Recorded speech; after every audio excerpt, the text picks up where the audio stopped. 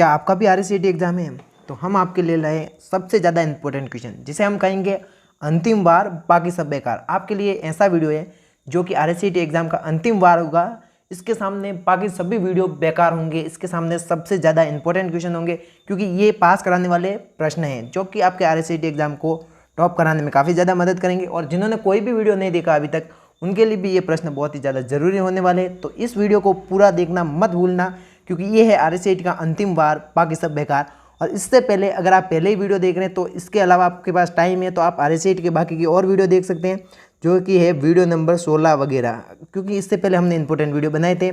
इससे पहले आपको एक सबसे ज़रूरी बात बता दूं, तो hey family, good morning, welcome to Surendra Rajput official, जहाँ पे मिलेंगे आपको RSCT के टॉप वीडियो। और सभी स्टूडेंट को बता दें कि अगर आपको RSCT टॉप करना है तो केवल सुरेंद्र राजपूत ऑफिशियल से ही पढ़े। बाकी बिना टाइम वेस्ट किए वीडियो को शुरू कर देते हैं। तो आज का हमारा पहला अर्थात first question, important question, MS Excel 2010 को चलाने के लिए को इस्तेमाल किया जाता है। तो बिना टाइम वेस्ट के हम आंसर जान लेते हैं, जो कि है ऑप्शन है excel.exe। क्या है? अगर आप MS एक्सेल 2010 को कंप्यूटर में चलाना चाहते हैं तो इसके लिए आपको excel.exe का प्रयोग करेंगे। तो इसका सही आंसर है ऑप्शन है excel.exe। चलते हैं दूसरे क्वेश्चन की ओर।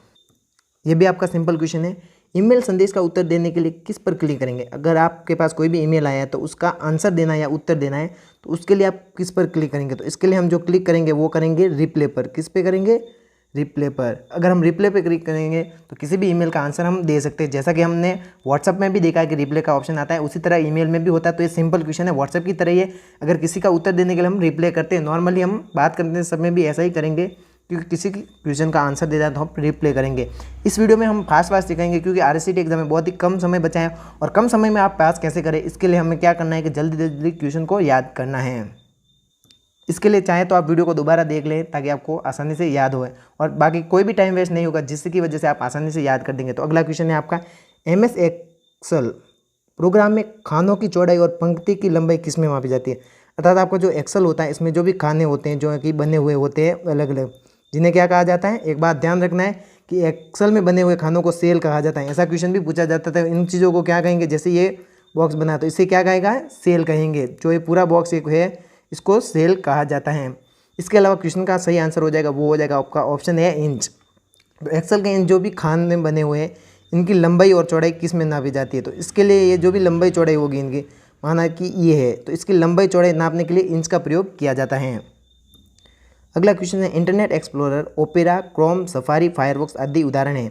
तो आपको पता ही होगा ये किसके उदाहरण, जैसे कि आपका internet explorer IE, internet explorer, इसकी जगह विंडोज़ 10 में, कौन से में? विंडोज़ 10 में किसका प्रयोग किया गया है?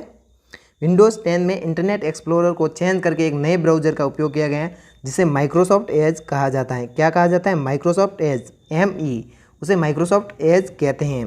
तो ये सभी ब्राउज़र हैं, मैंने यहाँ पे बताया कि ये सभी ब्राउज़र हैं, जैसे इंटरनेट एक्सप्लोरर, ओपेरा मिनी और क्रोम, सफारी, फायरफॉक्स आदि। क्या है ये सभी आपके ब्राउज़र के उदाहरण हैं। तो इसका सही आंसर हो जाएगा आपका ऑप्शन C, ब्राउज़र, क्योंकि internet explorer, opera mini, Chrome, safari, Firefox ये सभी ब्राउज़र हैं। इसके अलावा आपको ध्यान रखना है कि विंडोज़ 10 में अगर आपसे क्वेश्चन पूछ दिया जाए कि आपके विंडोज़ 10 है आपका, उसमें इंटरनेट एक्सप्लोरर की जगह, कहाँ पर? इंटरनेट एक्सप्लोरर की जगह कौन से ब्राउज़र का उपयोग किया जाता है? तो वहाँ पे आपको बताना है माइक्रोसॉफ्ट एज अर्थात ME।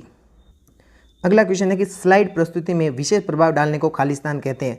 अगर आपको किसी स्लाइड में विशेष प्रभाव डालना है तो उसे क्या कहा जाता है? तो उसे क्या कहेंगे हम? Custom animation. क्या कहेंगे? Custom animation.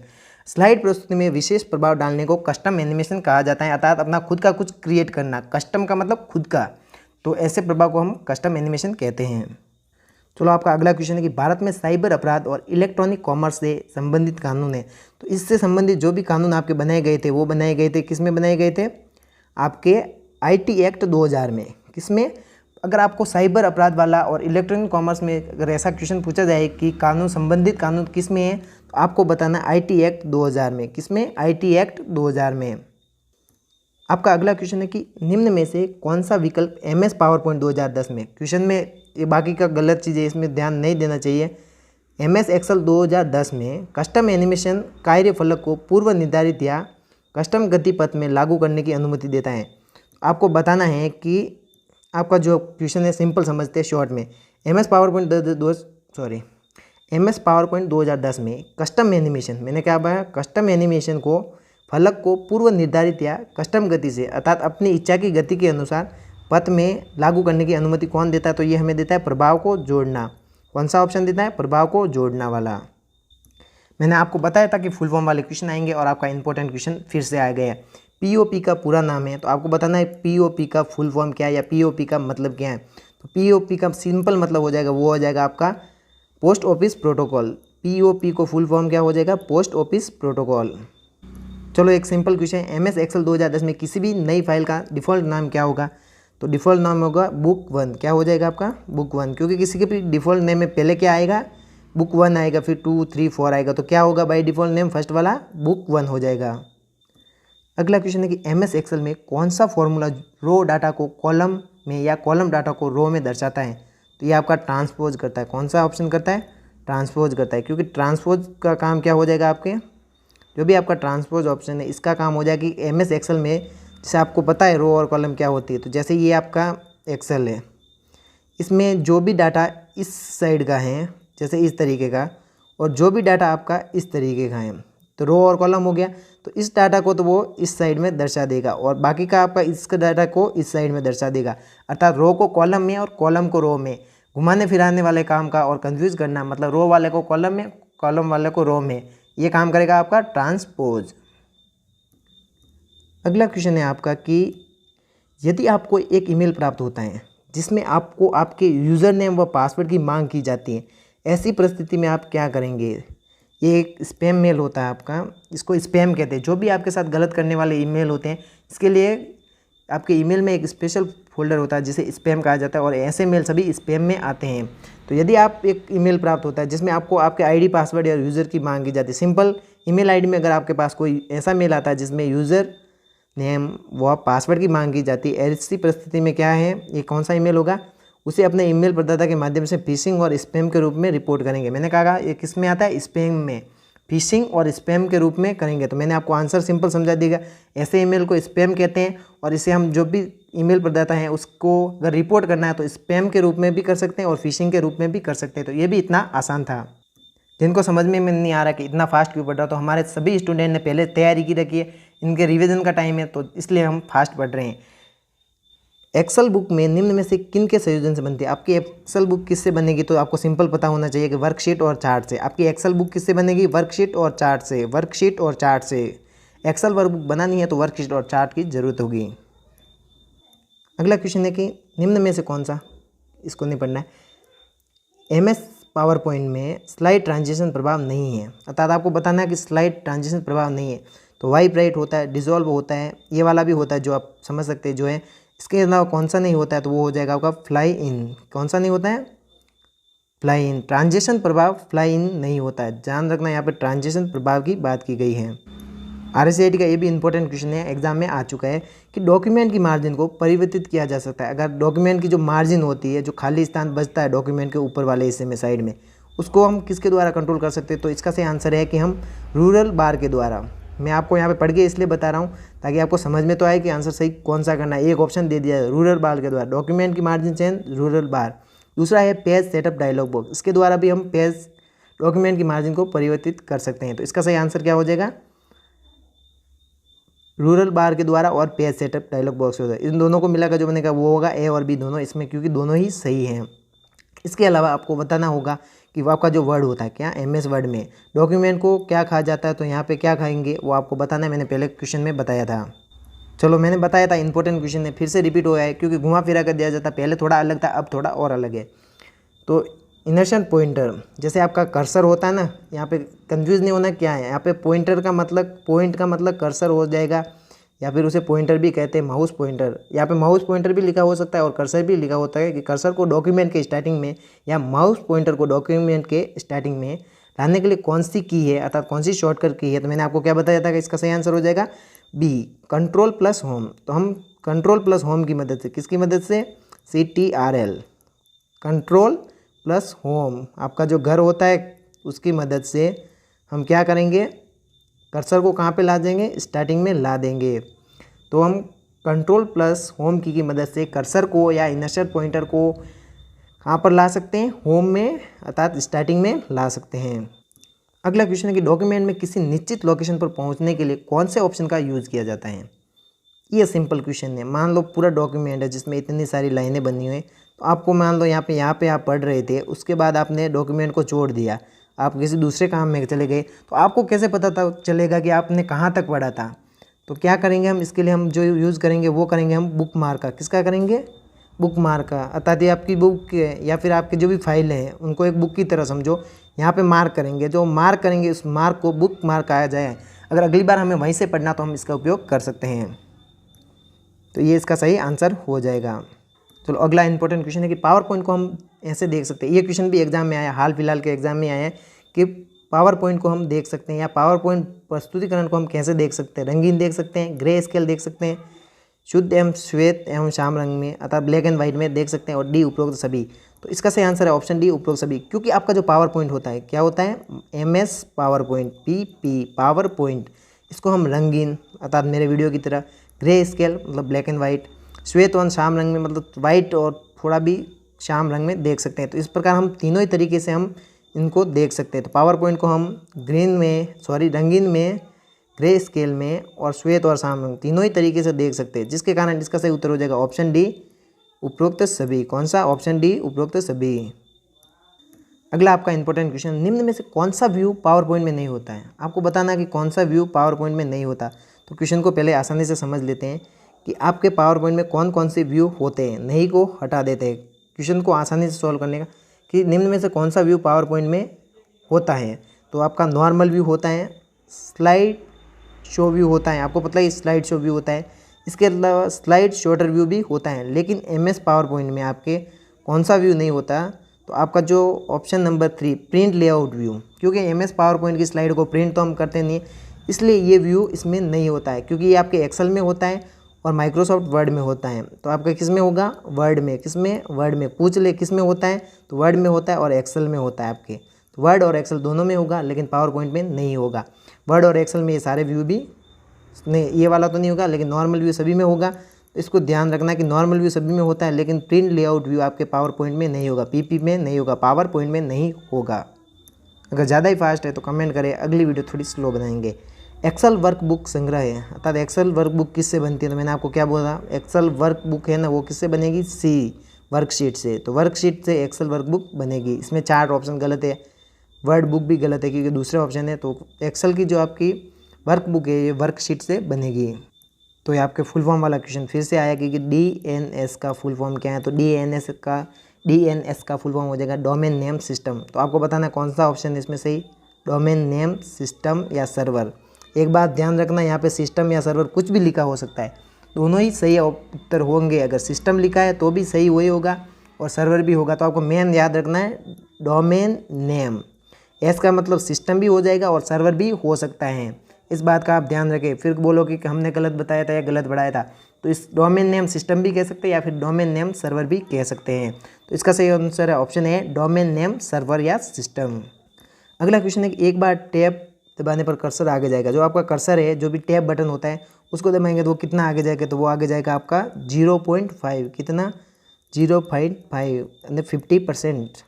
0.5 का मतलब जीरो के आगे की संख्या उसका 50% जाएगा, तो वो क्या है 0.5। अगला क्वेश्चन है आपका कि पेस्ट स्पेशल कमांड आपको कॉपी और पेस्ट की सुविधा देता है। तो अगर आप पेस्ट स्पेशल कमांड का प्रयोग करेंगे तो वो आपको किसकी सुविधा देगा, तो वास्तविक सूत्र के बजाय एक परिणाम स्वरूप सूत्र है। अब सिंपल समझाता हूँ घुमा फिरा के क्वेश्चन में। मान लो आपने पेस्ट स्पेशल ए वर्ड को आप पेस्ट करना चाहते हो। जो पेस्ट स्पेशल का काम क्या है, जो इसकी डिज़ाइन होगी, जो इसका कलर होगा, मान लो इसका कलर ब्लू है, जब भी आप इसका यूज़ करेंगे तो दूसरा जो भी वर्ड होगा आपका, जैसे मान लो ये बी वर्ड है, एक मिनट, हाँ आपको कलर चेंज करके बता दें, ये बी वर्ड है। अगर हम यहाँ पे इसको पेस्ट करेंगे तो क्या होगा कि वर्ड तो बी रहेगा, लेकिन इसकी डिज़ाइन और कलर कौन सा हो जाएगा, ब्लू हो जाएगा। कौन सा हो जाएगा, जैसे ही हम यहाँ पे पेस्ट करेंगे तो इसका कलर कौन सा हो जाएगा, ब्लू हो जाएगा, लेकिन ये रहेगा क्या, बी ही रहेगा। ये मतलब वास्तविक चीज़ के बजाय ये आपको घुमाता है, मतलब बेवकूफ़ बनाता है। तो ये वास्तविक परिणाम की जगह वैसे ही कुछ उसके सिमिलर ही कुछ चेंज करेगा। एक बार इसको पढ़ लेते हैं, वास्तविक सूत्र के बजाय एक परिणाम स्वरूप, अतः अंदाज जैसे कि ऐसा ही दिखेगा वैसा परिणाम देता है पेस्ट स्पेशल कमांड। अगला क्वेश्चन है कि पिक्चर को काट छांट समायोजन, सिंपल समझाता हूँ। अगर आप पिक्चर को एडिट करना चाहते हो तो किसका प्रयोग करेंगे? सिंपल है, ए का करेंगे, वो है माइक्रोसॉफ्ट ऑफिस पिक्चर मैनेजर। जब आपको पिक्चर को एडिट करना है तो एडिट करने के लिए हम पिक्चर मैनेजर का प्रयोग करेंगे। तो सिंपल है, वर्ड का तो करेंगे नहीं, एक्सेल का भी नहीं करेंगे और पावर पॉइंट का भी नहीं करेंगे, तो बचा क्या? Picture manager, Microsoft office picture manager का उपयोग करेंगे। थोड़ी सांस लेते हैं और स्लो पढ़ते हैं। एमएस पावर पॉइंट 2010 में खाली स्थान सुसज्जित टेक्स्ट को सम्मिलित करने के लिए प्रयोग करते हैं। अर्थात आपको पहले से डिज़ाइन, मान लो ये है, इसके ऊपर कुछ ऐसी डिज़ाइन है या फिर कुछ ऐसा कलर है या कुछ नीचे ऐसा आ रहा है, तो ऐसी डिज़ाइन वाले के लिए हम वर्ड आर्ट का प्रयोग करेंगे, क्योंकि ये एक आर्ट है अलग प्रकार का जो पहले से होता है और इसमें सभी चीज़ें लगी हुई होती है। तो ये पहले से डिज़ाइन होता है और इसमें एमएस पावर पॉइंट हो, वर्ड हो, एक्सेल हो, सभी में हम एक्सेल को छोड़ के आपके एमएस वर्ड में, किसमें? वर्ड में और पावर पॉइंट में, पीपी में हम इसका प्रयोग करेंगे, क्योंकि ये अच्छा लगता है उपयोग करने में। तो इसका सही आंसर हो जाएगा एमएस पावर पॉइंट हो या वर्ड में हो, हम वर्ड आर्ट का प्रयोग करेंगे अगर किसी चीज़ को सुसज्जित अर्थात अच्छा दिखाना है। मेरे जैसा गोरा, मजाक कर रहा हूँ, गोरा नहीं, अच्छा दिखाना है। तो अगला क्वेश्चन है कि माइक्रोसॉफ्ट एक्सेल 2010 में एक अकेली फाइल या डॉक्यूमेंट कहलाती है। किसमें? माइक्रोसॉफ्ट एक्सेल में। क्या कहलाते हैं? पैसे आ गए आज फिर से, मजाक छोड़ते हैं। तो इसका सही आंसर हो जाएगा, वो हो जाएगा आपका वर्कबुक। क्या हो जाएगा? वर्कबुक, क्योंकि माइक्रोसॉफ्ट एक्सेल 2010 में एक अकेली फाइल या डॉक्यूमेंट वर्कबुक कहलाती है। क्या कहलाती है? वर्कबुक। अगला क्वेश्चन है कि डाटा और सूचना को समझने में आसान और आकर्षित तरीके से विजुअल रूप में, सिंपल समझाता हूँ मैं, अपनी तरीके से समझाता हूँ क्वेश्चन को, कि डाटा और सूचना होती है, जो भी आपका डाटा, मान लो ABCD जितना भी डाटा आपने लिख रखा है, और सूचना भी इसी को कहेंगे कि ये सूचना के तौर पे डाटा है, को समझने में और आसान और आकर्षित। आसान मतलब मैंने जैसे आपको आसानी से कैसे समझाता हूँ, इसमें ड्रॉ करके अलग अलग तरीके से, उसको आसानी से समझाने के लिए, आसान और आकर्षित तरीके से विजुअल रूप में रिप्रेजेंट करने के लिए, अर्थात समझाने के लिए हम किसका प्रयोग करेंगे या फिर कुछ क्या होगा? तो वो होगा आपका चार्ट। जैसे मान लो ये है, इसमें मैंने बता दिया कि जो भी लोग हमारे वीडियो को देखते हैं उसमें 80% लोग ऐसे हैं जो कि हमारे चैनल को सब्सक्राइब नहीं करते हैं। कितने? 80% लोग ऐसे जो चैनल को सब्सक्राइब नहीं करते। तो एक मैं उदाहरण दे देता हूँ, मान लो ये चार्ट है, इसमें मुझे बताना कि 80% लोग ऐसे जो मेरे चैनल को सब्सक्राइब नहीं करके रखे, और ये सच बात भी है कि 80% लोग ने सब्सक्राइब नहीं किया, तो प्लीज़ सब्सक्राइब कर दे। और भी इंपॉर्टेंट वीडियो मिलेंगे आपके सभी टॉपिक है, जो भी आसान तरीके से। तो यहाँ पे 80% लोगों ने हमारे चैनल को सब्सक्राइब नहीं किया, तो प्लीज़ सब्सक्राइब कर दे आप। तो वीडियो के बाद भी आपको, इसके अलावा आप हमें अपना पेपर ज़रूर भेजें सुरेंद्र राजपूत ऑफिशियल इंस्टाग्राम पर, ताकि हम आंसर की बना सकें जल्दी से जल्दी। तो आसान से रिप्रेजेंट करने के लिए हम किसका प्रयोग करेंगे? वो करेंगे चार्ट का। मैंने इस चार्ट का प्रयोग किया है। इसका मतलब ये है कि 80% लोगों ने हमारे चैनल को सब्सक्राइब नहीं किया और वीडियो देखते हैं, और 20% लोग ऐसे हैं जो कि ऐसा कर रहे हैं, सब्सक्राइब करके देख रहे हैं। तो आप प्लीज़ सब्सक्राइब कर दे पहले। ये एक चार्ट बना दिया। तो डेटा और सूचना को समझने में आसान व आकर्षित विजुअल करने के लिए किसका प्रयोग करेंगे? चार्ट का।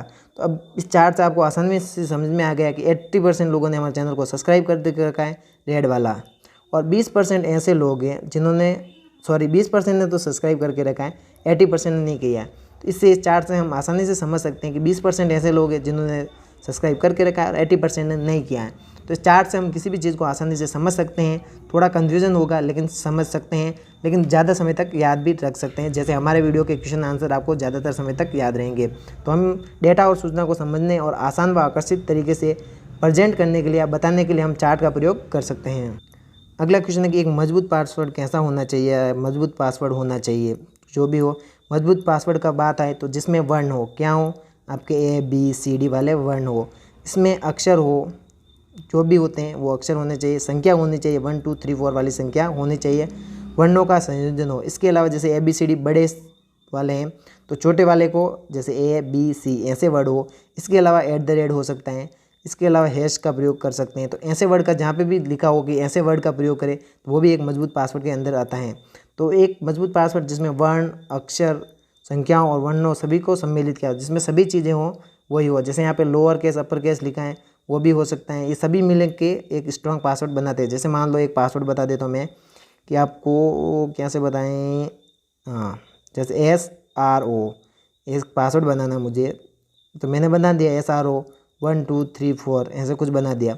लेकिन अगर इसको मैं मजबूत पासवर्ड बनाना चाहता हूँ तो मैं क्या करूँगा? यहाँ पे हम उपयोग क्या करेंगे? मान लो S को बड़ा लिख देंगे, O को छोटा लिख देंगे, उसके बाद लगा देंगे @ कौन सा लगा देंगे, @ ठीक है, ये अलग हो गया, ये अलग हो गया, फिर 44 45 कुछ भी लगा सकते हैं। तो इस प्रकार एक मजबूत पासवर्ड बन जाएगा। अगला क्वेश्चन है कि एंड नोट को पेज में जोड़ा जाता है। एंड का मतलब क्या होगा, अंत होगा, तो उसमें कहाँ पे जोड़ेंगे हम, पैराग्राफ के अंत में। सिंपल है, एंड नोट पैराग्राफ के अंत में जोड़ा जाता है। चलो मैंने बोला था फुल फॉर्म वाला क्वेश्चन फिर से आ गया। BCC का, जैसे ईमेल में BCC विकल्प क्या है, इसमें वही पूछा आपको फुल फॉर्म बताने, तो वो हो जाएगा आपका ब्लाइंड कार्बन कॉपी। कौन सा ऑप्शन है, ब्लाइंड कार्बन कॉपी, जिसे हम शॉर्ट में BCC कहते हैं। ठीक है। अगला क्वेश्चन है, ये भी एग्जाम में आ चुका है और इम्पोर्टेंट है। PC लैपटॉप में पेन ड्राइव या USB, आपको बताना है USB का फुल फॉर्म क्या है। मैंने कितनी बार बता चुका हूँ कि PC लैपटॉप में पेन ड्राइव लगाने के बाद दिखाई देगी, तो वो आपके माई कंप्यूटर में दिखाई देगी। कहाँ पे दिखाई देगी, माई कंप्यूटर पर, COMPUTER लिख दिया, तो आपके माई कंप्यूटर में दिखाई देगी। आपको बताना है USB का फुल फॉर्म क्या होता है। आपका अगला क्वेश्चन है, इलेक्ट्रॉनिक अभिलेखों के साथ छेड़छाड़ वाला मामला आता है, तो इसके लिए हम करेंगे सेशन 66। क्या करेंगे, 66, जिसके भी साथ छेड़छाड़ होती है वो 66 के अंदर आएगा, अगर इलेक्ट्रॉनिक वाला है तो। अगला क्वेश्चन है कि MSI 2010 में क्या लिखा है, कुछ समझ में नहीं आ रहा। चलो इस क्वेश्चन को छोड़ देते हैं, क्योंकि ऐसा इंपॉर्टेंट क्वेश्चन नहीं है इसलिए छोड़ रहे हैं, ऐसी बात नहीं है। ऐसे क्वेश्चन आएंगे लेकिन एक कुछ कन्फ्यूजन वाला और थोड़ा गलत है, तो इसको हम छोड़ देते हैं, क्योंकि फालतू की गलत चीज़ें याद करने में कोई इंटरेस्ट नहीं होना चाहिए, तो इसको हम छोड़ ही देते हैं। आज का हमारा अगला क्वेश्चन है, शेषफल निकालने के लिए कौन सा फंक्शन उपयोग किया जाता है। AINT, B MOD, mood, C TRIM, D LOG। मजाक कर रहा हूँ, आपके हिसाब से पढ़ लेना और इसका आंसर आपको कमेंट में देना है। आज के इस वीडियो में बस इतना ही, जल्दी मिलेंगे किसी नई और इंटरेस्टिंग वीडियो में। बाकी जय हिंद, बाय। एक मिनट को चैनल को सब्सक्राइब कर दे और वीडियो को लाइक कर दे और उन लोगों के साथ शेयर कर दे जो RSAT की आसानी से तैयारी करना चाहते हैं। और इसके अलावा और भी इंपॉर्टेंट एक वीडियो आने वाला है, तो बिना टाइम वेस्ट किए चैनल को सब्सक्राइब कर दे। बाकी जय हिंद, बाय।